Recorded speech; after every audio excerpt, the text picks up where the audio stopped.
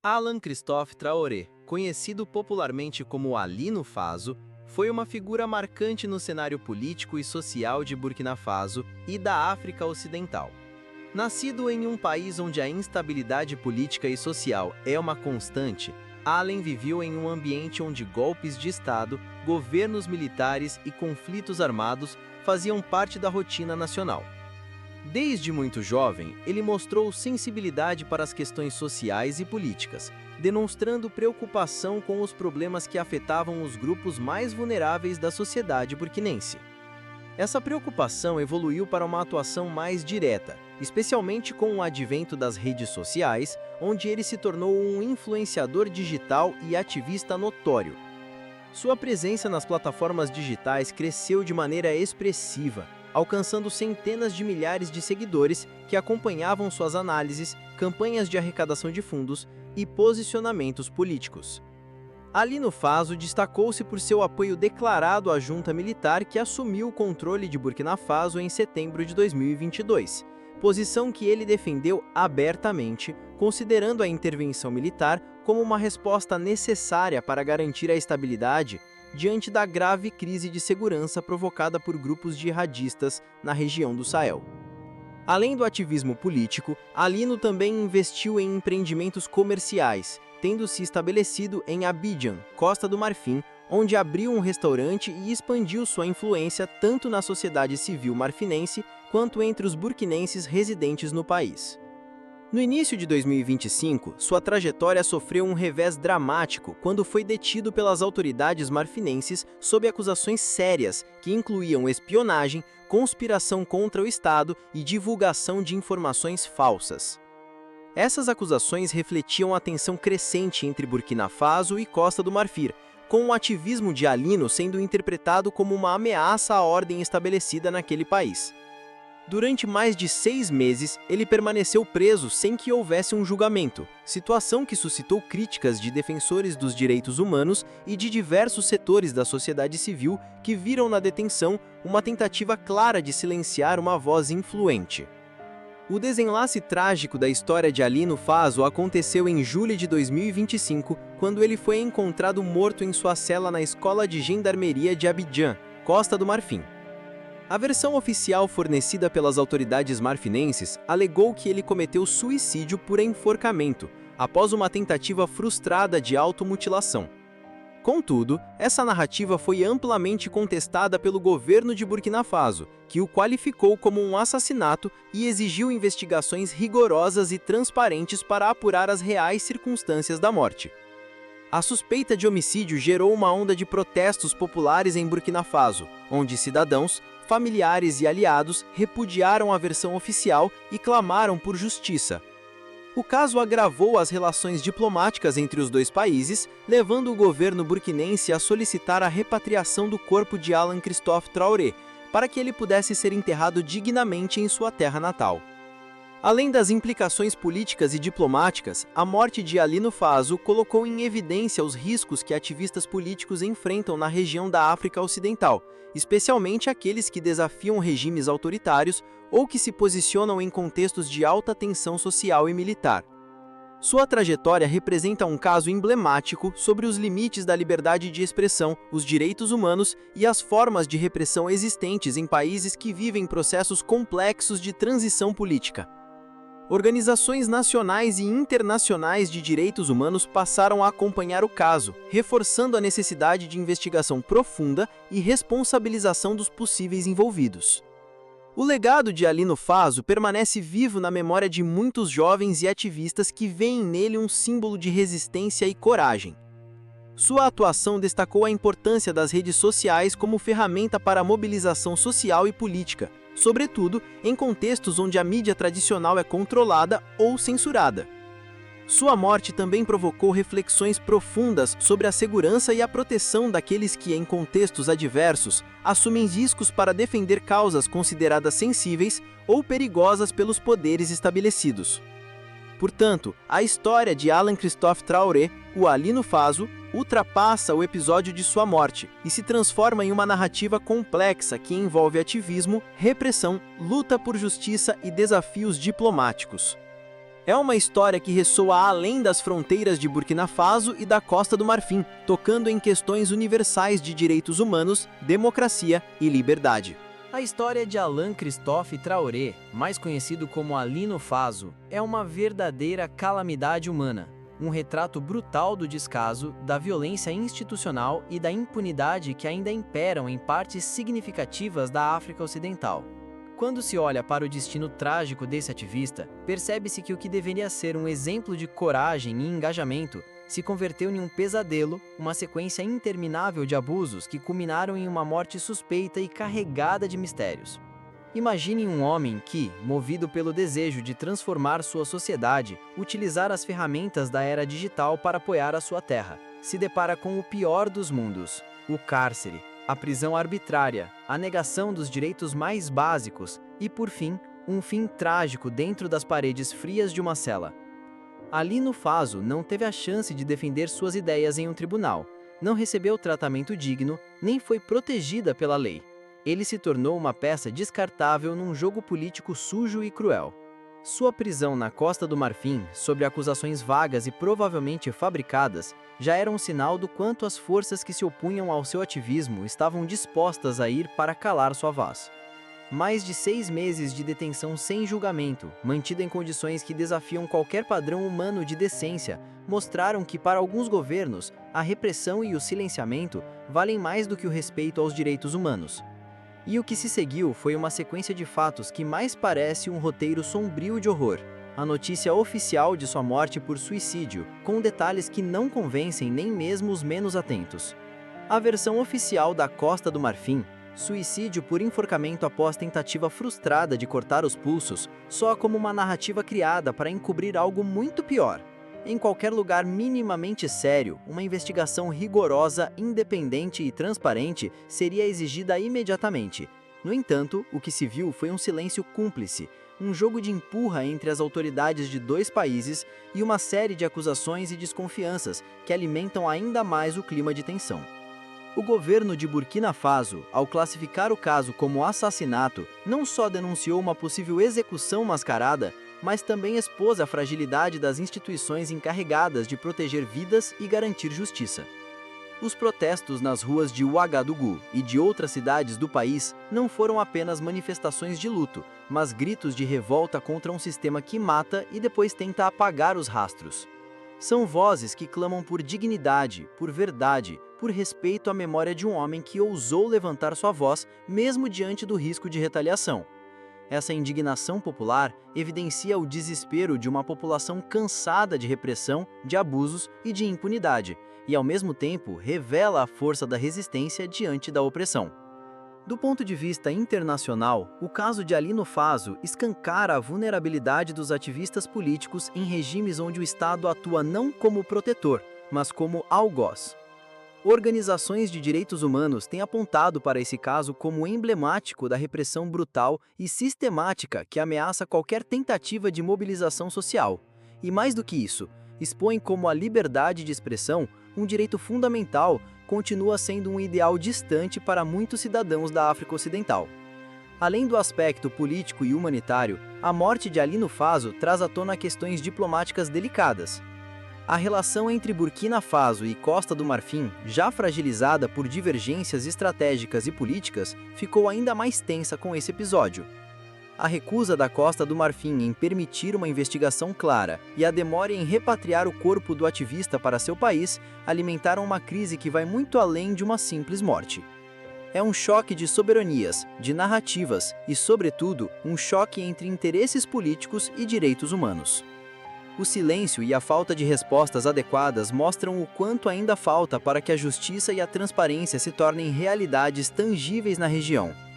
Essa tragédia serve de alerta para a comunidade internacional e para a sociedade civil local, lembrando que os direitos humanos são frágeis e que a sua defesa exige vigilância constante e mobilização permanente.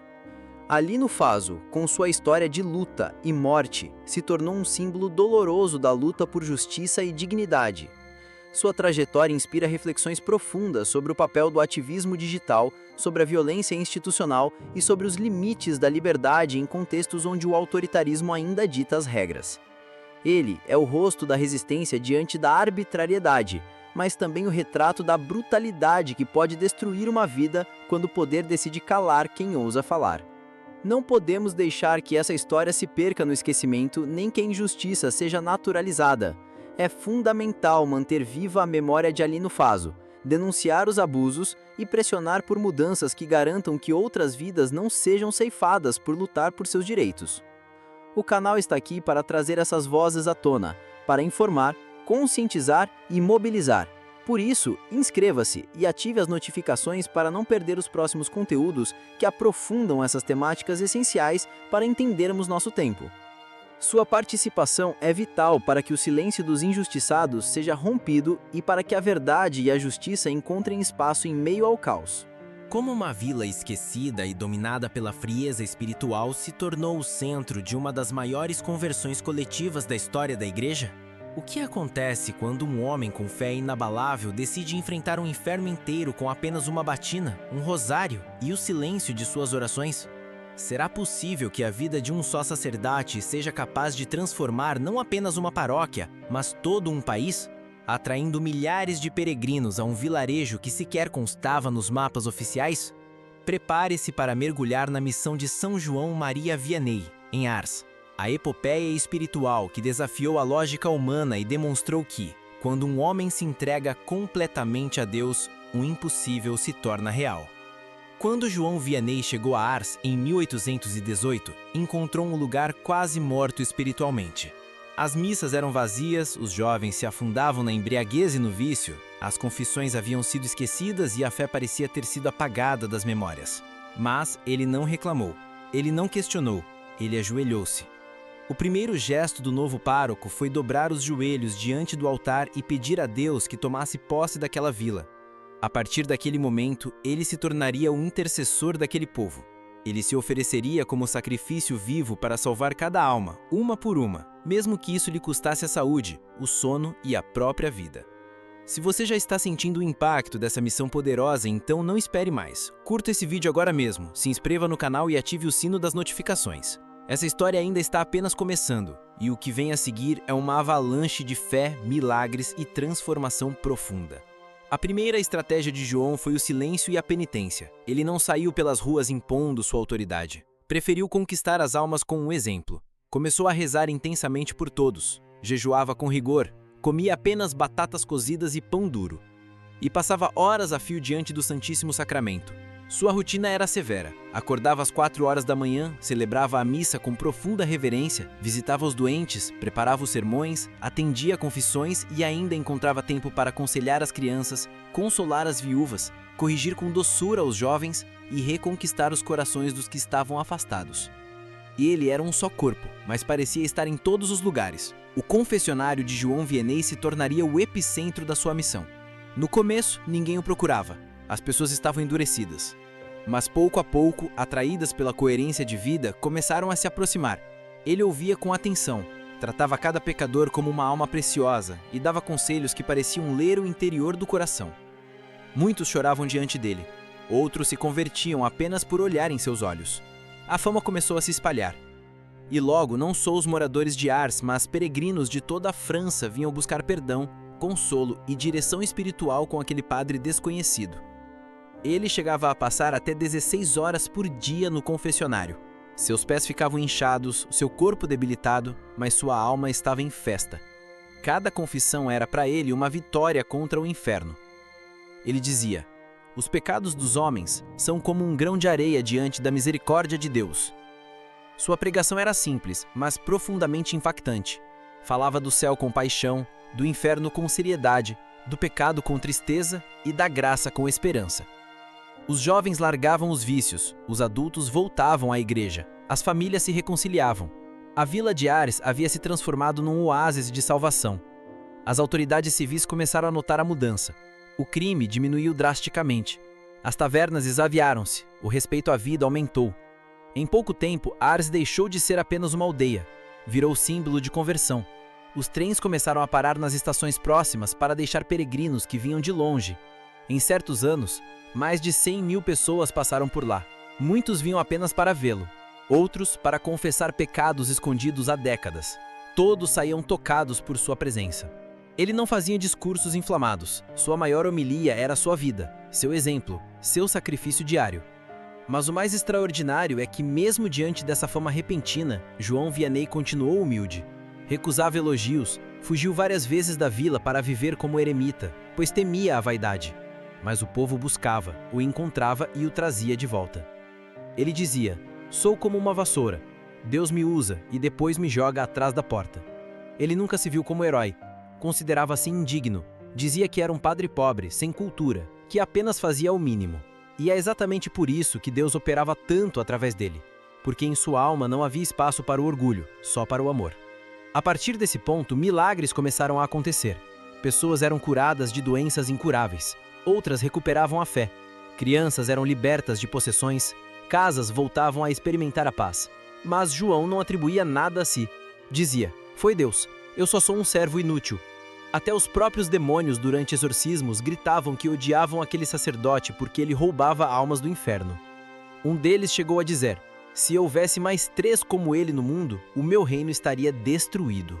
Como uma vila esquecida e dominada pela frieza espiritual se tornou o centro de uma das maiores conversões coletivas da história da Igreja? O que acontece quando um homem com fé inabalável decide enfrentar um inferno inteiro com apenas uma batina, um rosário e o silêncio de suas orações? Será possível que a vida de um só sacerdote seja capaz de transformar não apenas uma paróquia, mas todo um país, atraindo milhares de peregrinos a um vilarejo que sequer constava nos mapas oficiais? Prepare-se para mergulhar na missão de São João Maria Vianney, em Ars. A epopeia espiritual que desafiou a lógica humana e demonstrou que, quando um homem se entrega completamente a Deus, o impossível se torna real. Quando João Vianney chegou a Ars em 1818, encontrou um lugar quase morto espiritualmente. As missas eram vazias, os jovens se afundavam na embriaguez e no vício, as confissões haviam sido esquecidas e a fé parecia ter sido apagada das memórias. Mas ele não reclamou, ele não questionou, ele ajoelhou-se. O primeiro gesto do novo pároco foi dobrar os joelhos diante do altar e pedir a Deus que tomasse posse daquela vila. A partir daquele momento, ele se tornaria o intercessor daquele povo. Ele se ofereceria como sacrifício vivo para salvar cada alma, uma por uma, mesmo que isso lhe custasse a saúde, o sono e a própria vida. Se você já está sentindo o impacto dessa missão poderosa, então não espere mais. Curta esse vídeo agora mesmo, se inscreva no canal e ative o sino das notificações. Essa história ainda está apenas começando, e o que vem a seguir é uma avalanche de fé, milagres e transformação profunda. A primeira estratégia de João foi o silêncio e a penitência. Ele não saiu pelas ruas impondo sua autoridade. Preferiu conquistar as almas com um exemplo. Começou a rezar intensamente por todos. Jejuava com rigor. Comia apenas batatas cozidas e pão duro. E passava horas a fio diante do Santíssimo Sacramento.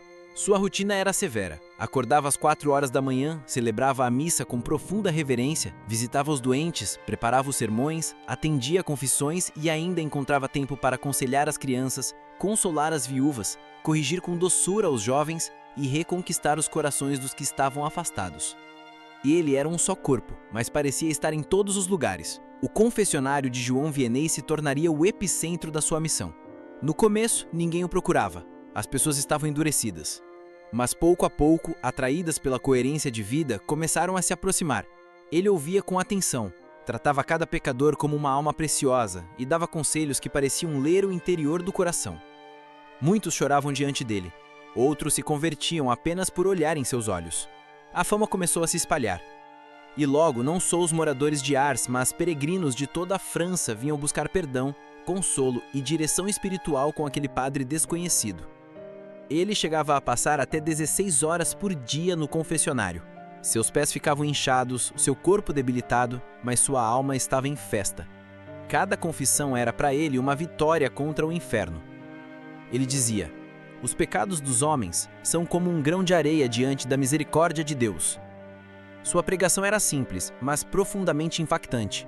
Falava do céu com paixão, do inferno com seriedade, do pecado com tristeza e da graça com esperança. Os jovens largavam os vícios, os adultos voltavam à igreja, as famílias se reconciliavam. A vila de Ars havia se transformado num oásis de salvação. As autoridades civis começaram a notar a mudança. O crime diminuiu drasticamente. As tavernas exaviaram-se, o respeito à vida aumentou. Em pouco tempo, Ars deixou de ser apenas uma aldeia, virou símbolo de conversão. Os trens começaram a parar nas estações próximas para deixar peregrinos que vinham de longe. Em certos anos, mais de 100.000 pessoas passaram por lá. Muitos vinham apenas para vê-lo, outros para confessar pecados escondidos há décadas. Todos saíam tocados por sua presença. Ele não fazia discursos inflamados. Sua maior homilia era sua vida, seu exemplo, seu sacrifício diário. Mas o mais extraordinário é que, mesmo diante dessa fama repentina, João Vianney continuou humilde. Recusava elogios, fugiu várias vezes da vila para viver como eremita, pois temia a vaidade. Mas o povo buscava, o encontrava e o trazia de volta. Ele dizia: "Sou como uma vassoura. Deus me usa e depois me joga atrás da porta." Ele nunca se viu como herói. Considerava-se indigno. Dizia que era um padre pobre, sem cultura, que apenas fazia o mínimo. E é exatamente por isso que Deus operava tanto através dele. Porque em sua alma não havia espaço para o orgulho, só para o amor. A partir desse ponto, milagres começaram a acontecer. Pessoas eram curadas de doenças incuráveis. Outras recuperavam a fé. Crianças eram libertas de possessões. Casas voltavam a experimentar a paz. Mas João não atribuía nada a si. Dizia: "Foi Deus. Eu só sou um servo inútil." Até os próprios demônios durante exorcismos gritavam que odiavam aquele sacerdote porque ele roubava almas do inferno. Um deles chegou a dizer: "Se houvesse mais 3 como ele no mundo, o meu reino estaria destruído."